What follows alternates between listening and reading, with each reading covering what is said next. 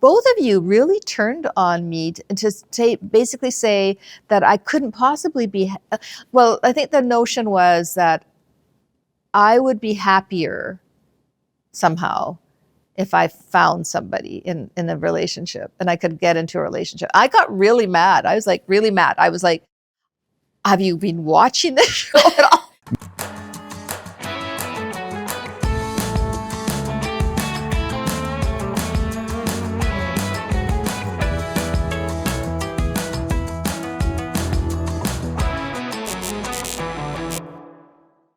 Hello, everyone, and welcome back to Arlene Is Alone. And, we have had a lot of comments from so many of you who have talked about, the fact that my daughter is the executive producer on the show, Marina, and that we work together, and kind of what that whole intergenerational relationship feels like and, how it works. And so we thought we'd take this episode to just talk about our relationship and how that goes when you work together, but also just kind of the whole dynamic of, mother-daughter relationships and, the challenges and the highs and the lows of it. I think that they're all highs. She might think there's some lows. I don't know. But let's talk about it. So we've been doing this show for a year now. Almost a year, yeah. Almost a year. And 22 episodes or something in? Yeah. Whatever it is right now. And things have gone like great. You've got, we've got a partnership with Yahoo Canada, which is so exciting.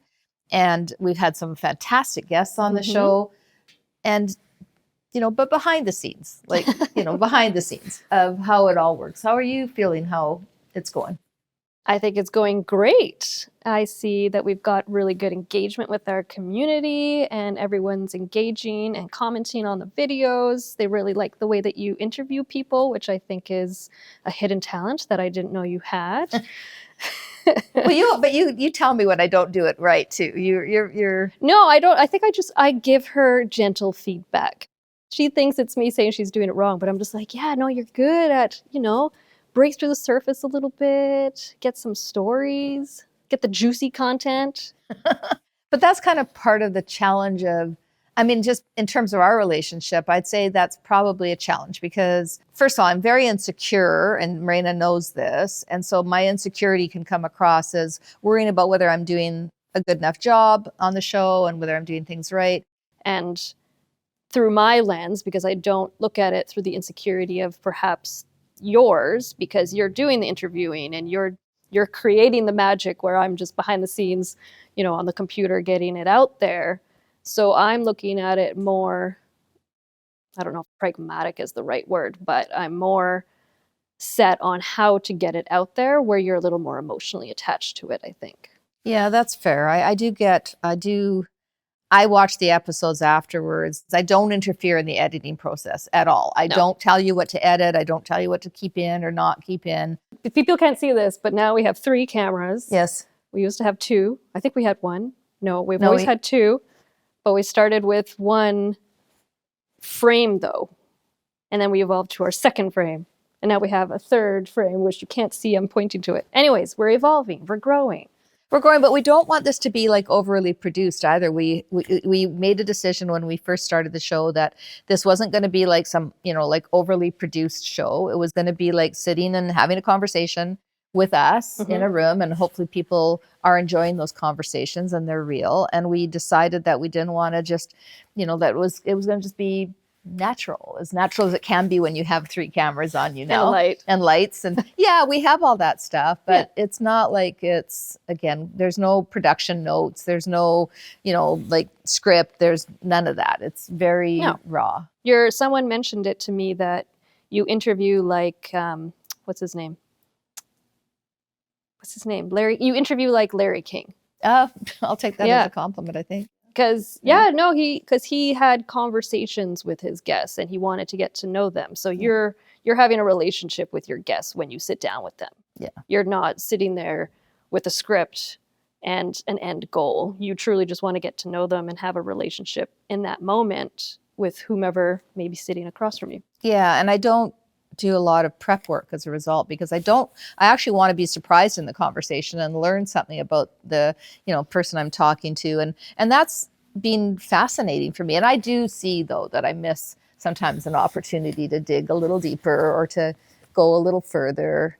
But I really trust you. But I think sometimes when I say to you, hey, what about this or doing that? Like I'll be scrolling on Instagram or somewhere, and I'll see some suggestions for shows. Like, here's how you could do a better show. And I'll send it to Marina. Yeah. You get offended by it. You think that I'm trying to tell you what to do. And I'm just literally just saw something I thought you'd be interested in. Well, it's her sending me tidbits on how to post better on social media and how to use social media. And my other job is a social media manager. So it's like if I sent you a video on how to run a business, or like, here's tips on how to raise capital for like stuff you already know and that I trust that you're the expert.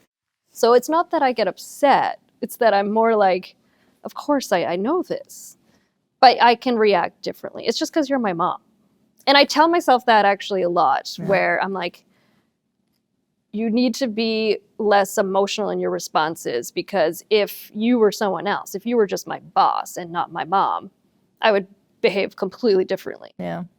But it's like I give myself an excuse to be, not an excuse, but I either get offended or defensive or emotional or something completely different because you're my mom. And I don't know. It's just what mother-daughter relationship doesn't go away just because we work together. Yeah. No, never has. I've worked with you my entire career. Yeah. And I feel the same way. Like, I feel like I can't be critical, because if I'm being critical, you're my daughter, and so so I'm very careful about how I critique things and say things. I am No, she is. I agree. Anybody out there have a mother-daughter, work together, succeeding, doing it well? Let us know in the comments how to. We need a therapist, I think. Yeah, but I do think we have a good relationship. We don't need a therapist. Yeah, we have a good relationship. Like, I'm so excited about the show, and I can see it. I can see it's resonating with people. And thank you to everybody who watches the show. We really appreciate the feedback, and we do look at all the comments. I got criticized for my laugh yesterday. Oh my gosh, I wrote so many responses to that guy, and then I was like, he's not worth it. Yeah, somebody said that my laugh was annoying, and so that's laugh shaming. Is that what we're doing now? We're gonna shame people because they're enjoying their life and they're having a laugh. Like, I just looked at it and I went, whatever, But that's one comment. Yes, but I find the bad ones. Oh no, of course, it's easier to believe bad news or criticisms before good news or a compliment. Yeah. It's just the way we're wired. It's actually really interesting. It goes right to the heart of insecurity, that we hear the negative before we feel the positive. I think that's just what insecurity is that we are always trying to be better ourselves. And I mean, I'm curious, what do you want out of the show? Like, we haven't had this conversation. Like, what would you like to see happen on the show? Like we're really bringing you into behind the scenes here about how we talk about the future of what we're building here. So what do you want to have happen? Well, for me, I love meeting new people, and I like the challenge of getting people to join us and sit down and have these conversations. I get satisfaction out of watching it grow as well, and seeing the numbers go up and us reaching people. I've always said that I was going to be famous one day. Little did I know it was going to be my mom who was going to be famous one day. Oh, well, now This is a true story. I truly always believed I would, for no reason other than I just believed it. Maybe you should have your own show. All right. This is now called Marayna Is Alone. But you're not alone. You're married. But I'm not alone. I'm married. I think that's the beauty of social media. Anyone can be a creator. It's putting yourself out there and wanting to create. And you are. Okay, first of all, just will embarrass her a little bit, but she is like an incredibly talented photographer. Marina has an eye unlike anyone I've ever seen. Like, we'll be traveling on trips, we'll be going places, and she's one of those photographers that always has her camera ready. And she takes pictures when you don't know she's taking a picture. And later on, she'll send you the picture and you go, where did you take that? But she does, because she's a street photographer, so she's used to capturing people in a moment where they're not aware they're being, recorded. And you're so talented at it. Thanks. Yeah, why don't you do that? Because it's I mean, I do it, but for me, my photography is what gives me joy. Yeah. And I've always said that the second I monetized it, it would become work, and I'd always be chasing that next paycheck for it. Where for me, it is when I'm the happiest is when I'm out doing a photo walk, taking photos of people. And it's actually interesting, I guess. I'm capturing a lot of relationships, but it's almost I'm having a relationship with the people that I'm photographing, because in that moment, I'm observing them and taking a photo from their life that to me, I think is really interesting or beautiful, or there's just always something about the people that I photograph that captures my eye. And I've never really been able to describe to anybody why that particular moment struck me as interesting, but yeah, I love it. Yeah, you capture moments of relationships. Yeah.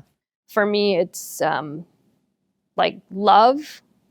Like there's always an element of love and joy in the photos that I capture. That's true. So yeah, anyway, check me out on Instagram at Marayna. Let me ask you a question. Never asked you this. Because I am well known in Canada. What's it like to be the daughter of somebody who is, recognized and is well known? Like, is it as hard as I imagine it to be, or is it easy, or is No, it's not hard. To me, it's a moment of pride. Like, I'm proud of you, and people will send me, like on Instagram, they'll DM me to say, "Oh, I just saw your mom speaking at whatever event, and they love you, and my friends love you." Aw. But you're just my mom at the end of the day. Yeah. Like, I don't even, honestly, it doesn't faze me. I don't think of Dragon's Den, CBC. But you were also getting awards for your work long before CBC. So I was used to you being recognized and being on the main stage. And no, I'm proud of you. And it's funny when we're in public and people sneak a photo and they think that you don't notice or I didn't notice. I love it when people come up and talk to you, Yeah. especially kids, like when kids are inspired to become an entrepreneur because of you. I love reading the comments when everyone says you're their favorite. And then when people say mean things, I try to refrain from responding because they're not worth it. But sometimes I do, because I will defend you tooth and nail. You will. That's very true. You have. I always smile when I can always know that when I see something, I think, well, Marina's going to say something for sure about that. But I do, like, I think that's great, and I appreciate that. But I also want you to know I'm super proud of you, like very proud of you. And I think sometimes it's easy to lose sight of, like the things you're doing. Like I mean that. Yeah. I mean, I'm really proud of you. Like, you've done so much. You have and you do it as an artist. Like, as an artist, I think artists think differently. I do. We do think differently. Right? Yeah. That's part of why I'm also difficult to work with. Yeah. Is I don't think in a linear manner. I'm also definitely a little bit ADD for sure. Like, my thought process is like, choo, choo, choo, choo, choo. And I'm a perfectionist too on top of it. You're easy to work with. I'm difficult to work with. I don't think I'm easy to work with. I have. Rohan, is she easy to work with? He's shrugging. She seems okay. I think I'm demanding in that I have really high expectations of the people that work with me, but I don't have higher demands of them than I have of myself. So I feel like I just want things to go well for everybody that is around me, and so that can sometimes feel like I have high expectations, not demands. I have high expectations, I think. Yep. Actually, what I think is more interesting there is people thinking that there's any sort of nepotism within our family, which is just so ridiculous, because our family is a family business. So nothing was a handout. We all worked in different roles. I especially worked from literally the basement, wrapping presents for clients, to receptionists, to different roles in any way that I could to help the business.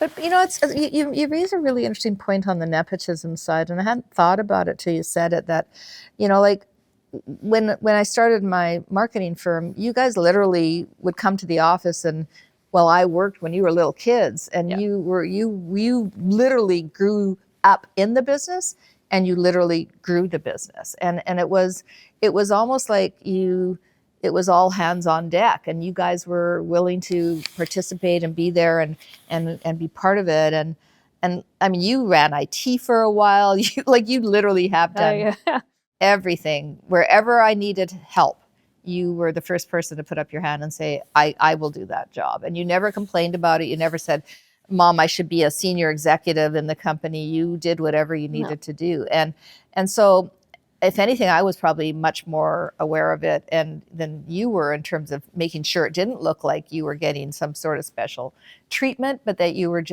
doing what you needed to do to help. And you know, I think that's a big credit to who you are as a person, because you have never looked for a handout. You've always been willing to do the work to help. And you don't just do it with me, you do it with your friends too. Like, I see it all the time. You're constantly thinking with your friends about what they need and where they are. And you're an empath for sure. Like, oh my gosh, yes. Very empathetic, to the point where her empathy creates stress for her, in terms of her, whether it's your skin or whether it's your stress levels or whatever, right? She gets all sorts of physical reactions because she takes on everybody else's pain. You do that a lot. You do that with me. You're not going to make me cry on this show. That's your job. I cry on every show.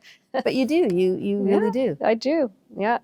I think sharing with people kind of what it does to you physically would actually help people, because, like you and I both, I react to stress a little bit similar to you, not to the extent you have, but I have eczema, and I have, like challenges with my skin, and I can always tell when I'm stressed because my body reacts like big time. But you have a next level reaction to it. I mean, you've struggled with that, and you've been very public about that. Do you want to talk about it? Well, so long story short, I have eczema, which you do too, and I think a lot of people have it to a certain degree. Mine especially got bad after I was using steroids, because dermatologists, I went to talk to the people with eczema, go see a naturopath. Anyway, I digress. My skin got a lot worse because it was going through withdrawal from the steroids I was using, and I used Dupixent as well, and I stopped using all that medication almost 2 years ago now, actually. And my skin's a million times better. But to your point, what you're trying to get at is, when I'm stressed, it definitely gets worse. When Marina had these bad episodes, it was like super bad. I mean, your hands, your face, your body were just covered in, like all sorts of rashes and sores, and it was really hard. But what I admired about you through that period is that never stopped you. You would still go out, you would still live life, you still, like, she didn't hide away because, her face had erupted. She would go out, and she still does. And your skin is so much better now, and I'm so proud of you, because you have come through like an incredibly difficult challenge and time through that, like incredibly difficult. Yeah, they're the saying, when you're going through hell, keep going. That's how you get out. But no, it's I would still go out, because we don't owe anybody perfection. And that's what I would tell myself, being like, because I'm not perfect, I can't go to the coffee shop and get a coffee. And what I found actually refreshing was those times when I would go out and be like, all like my face would be really red and there was clearly something wrong. No one treated me differently. Yeah. No one. Everyone was still super kind, because I was showing up as super kind and just engaging like it wasn't a thing. I think the second you think it's a problem and you kind of shy away, then you're going to get that same energy back. But no, everyone was super kind. And I don't think it was out of sympathy. Like, no one was being like, oh my gosh, this poor woman. It was just, oh, here's Marayna. She's coming in for her daily coffee, or she's getting groceries, or going out to dinner with my friends. Like, we don't owe anyone perfection. Yeah, I love that. We don't owe anyone for perfection. And I think you exemplify this, the kindness you show to people. Like I rarely, in fact, I really struggle to think of times where you've said something bad about somebody. I really, no, I do struggle. I mean, you've said bad things to, you've responded to bad comments. But I don't do it in a mean way. But you never do it in a mean way. You just No. are very direct and very, like forthright about it. But you have kindness at your heart. Like, now I'm going to cry. It's my tagline is, above all else, be kind. Yeah. Well, you live it. Yeah, sometimes, yeah. No, you do. I'm a pain sometimes, though. Yes, you can. Yes, you can be a pain sometimes. You can be. You get very Guarded and very determined to do things. Like you can be overly sensitive to people's reactions to what you're saying. Yes. Or if somebody interrupts you, you get upset. Or, oh my gosh, it's the worst. I just interrupted you to. Yes. Yeah. Like there's times that I'll say something which is not maybe a little as kind as it could be, and you always call me out on it. You always go, Mom, like that's not what's going on here. And I'll think, okay, she's right. I need to be a little kinder about it. That's true. Even last night at dinner, the music was. You were right. Horrible. The music was horrible, and it was so loud, and it was only 8 p.m. and it was like we were at a techno club, but it was dinner, and you told the owner. And I was, of course, trying to, like, as she's complaining, I'm trying to, like, well, it's not that bad. No, it's not that. No, it's fine. It was bad. He came over the table and I said, and he said, how are things going? I said, the music sucks. Literally. And of course, Marina went, well, no, it doesn't suck. No, I'm thinking, no, I actually made my point. It really sucks. It was so loud. It was horrible. But let's talk about dinner last night. Let's talk about what happened at dinner last night. So we're out for dinner with Kate Burness, who's a dear friend of both of ours. And, and we started talking about relationships. Kate brought it up. I didn't. Okay. We started talking, well, first of all, we started talking about, Kate's life, and then we talked about Marayna's life. And then, of course, all eyes turned to me about relationships. And, we're talking about the show and how much we love doing it and talking about relationships. And both of you really turned on me to basically say that I couldn't possibly be, well, I think the notion was that I would be happier somehow if I found somebody in a relationship and I could get into a relationship. I got really mad. I was like, really mad. I was like, have you been watching this show at all? Have you been listening to me talk about the fact that I actually am super fine? And you both kept picking at it, like saying to me that both? Yes, mostly Kate. But it was like kind of like, no, you should. She said, you're a person who needs to be in a relationship. And I went, I would never say that, buddy. Yeah, and it didn't go over well. I was like, no. And I was saying, that's actually not true. And I don't know what I said it. And what I would say when you're talking to a friend who is saying that they're happy alone, believe them. Anyway, she said that she had friends that were asking her for my number. Kate. Baroness. Yeah, Kate. Anyway, it was a lively conversation. It was fun. I mean, I love that we share mutual friends, and that Kate did make a really great point last night. She says, I never think about your age. Kate is the same age as Marina. She said you are my friend. Yeah. I think people who are older don't want to feel irrelevant. They want to feel relevant because their experience is always relevant. And I think we do a shitty job of keeping, of being aware of the value that experience resides in these seniors that are all around us. But switching gears a minute to age things, you dated a guy who I dated a lot of different guys. You did date a lot of different guys. And I figured out a long time ago that I do not get a say in my children's relationships. I don't even get a vote. I just have to kind of And you dated some guys that I really did not like very much. One in particular, who I thought was just, like taking advantage of your kindness. But you dated a guy that was like 30 years older than you? He wasn't 30 years He was old. close to 30 years older No, than he was you. 20 years older. He's more than 20 years older than you. Yeah, no, 20. Like on the dot, 20. Oh, 20. Oh, I thought he was like, even still. You were like 20 and he was 40. But see, this is where you and I differ, is I'm very liberal about relationships. And to me, I'm like, what anyone else decides to do or love or spend time with is their business. It's not my business. If they're happy and they're respectful and they're treating that person right and both parties are consensual, I don't care what anybody wants to do in their love life or relationships. Like I've dated a guy who was polyamorous. Like he was married, has a kid, and would date people. They both did. And I thought that was really interesting. And that point in my life, that was actually the kind of relationship I wanted, because I didn't want a committed relationship, but it was nice to have the companionship. I've also dated assholes who, in hindsight, I gave the best version of myself, and they took advantage of it, or they just lacked the emotional intelligence to be in a relationship with someone like myself.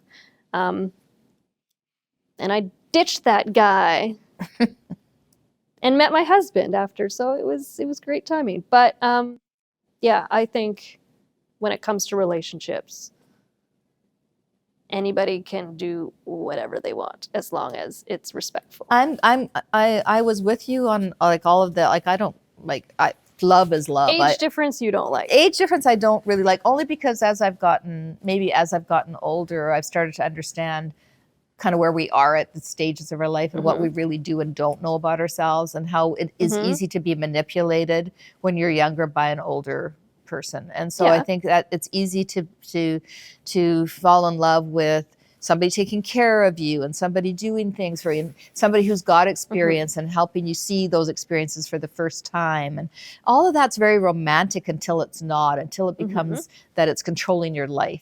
And I think that can happen when you date somebody who's significantly older than you, that you can get fooled into thinking that it's love, but really I think it's more of a almost like a parental relationship where somebody's taking care of, like, think about what I'm saying. Like, it's like that they're taking care of your, they know the experiences, and they want to have you see the experience for the first time. Or the things I'm saying. Yeah, that's fair. So I do think maybe it came with my age that I became less or more concerned with it. Now I think I've gone back the other way, going, I don't care. Like I don't care anymore. Like I go, okay, if you love that person, that's fine. It used to really bother me. I've got a friend who said, I'm dating somebody my age, and he's 65 and she's 45. And I'm going, okay, she's not. But if that makes you feel like you're the same age, fine. It's fine. As long as I just don't like it when I feel like women are getting taken advantage of by men.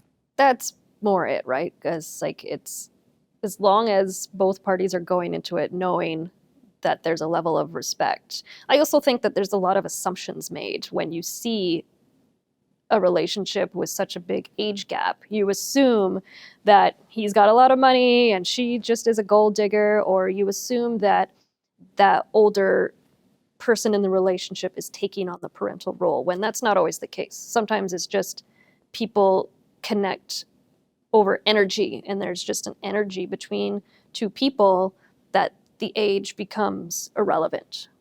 It's not about age. It's not about one being older and saying, oh, I want to hold your hand and lead you through life. It's just also people have a connection and they get along and they do have similar interests. They want the same things out of life. And yeah, there's challenges with an age gap, but there's challenges in every relationship. What have you learned the most from, you have dated a lot? I mean, not a lot, but you've dated enough. Love variety. A lot of variety. Yeah. When you think about the relationships you've had versus the marriage you're in now, what is it that you learned the most about yourself in that process? I think the most important thing is boundaries and self-respect. It's what I've learned, because I think when I look back on my relationships that didn't go so well, my biggest regret is thinking of the moments where I didn't stand up for myself or have enough self-respect to voice an opinion or feel like I can stand on my own 2 feet, I guess, in a sense. So yeah, I learned self-respect, boundaries, communication. Just because someone you love says something doesn't mean it's true, is sort of what I also learned. And what I mean by that is, if the man that I love is telling me that I'm being irrational, for example, on something that impacts me, that doesn't mean it's true. And I know, and that's where gaslighting comes in, and that's a big hot word these days, but it can be true what you're reacting to. And if any man or woman tells you you're irrational when you feel emotional about something or anything that doesn't feel right in a relationship, you don't want to be with that kind of person. I wish I was as smart as you are when I was your age, because a lot of my relationship issues happened because I did let somebody else's opinion overshadow my own views, and I never stood up for myself enough. Yeah. I really didn't. I went to extremes to try and, like, I'd had an affair because that was how I got out of something, or I just let somebody like abuse me, like mentally abuse me, like, sometimes physically. Like that would happen because I didn't have that confidence in my opinion and in my right to hold space for myself. I was so busy holding space for everybody else, I never held enough space for myself. And so I'm so proud that you as a woman have that fortitude. Yeah, that fortitude and the courage to be exactly who you are. Yeah, but I mean, I don't learn that in a silo. Like, there's your life experience that I learn from. There's my siblings' life experiences that I learn from. There's movies and TVs, the rom-coms that teach you different things, which is actually great to see. Also, the popular media changing the story of women and the rom-coms and not always needing a knight in shining armor. But yeah, no, and that kind of also comes from the intergenerational thing you're speaking about, the importance of older people. And they're not irrelevant. They're the most relevant, because that's where we learn all the important things about life, because they've lived it. Yeah, learn from other people's mistakes. Or lessons, their successes. Or their successes, yeah. Okay, well, I love that we do this show together. Like, I truly love that we do this show together. I know that I can be difficult. And I know I can be defensive. We can both do better, but it always comes from a place of love. We're both empaths. We both care about each other, and all my other kids, I love you just as much as I love her. Like, I love my children all very differently, but the love I have for them is the same, if that makes sense. I love them differently, but it's the same. It's a sense of love that nothing will ever take away. Like, nothing. Anyway, so she's cried 3 times. I haven't cried yet. I've held back. I haven't. There has not been a tear roll down my cheek, but there are tears in my eyes. Yeah. All right. Well, thanks for doing the show. And wherever you are on your journey in life, with the relationship you have with your parents, with your siblings, with anybody in your family, I hope that stories like this help you, and I hope that you'll find this useful in your journey. And thank you for sharing time with us, for making time for us, and for holding space for us in your lives, because we really do appreciate it. We love doing the show for you, and we learn something new every single day together. Every single day together.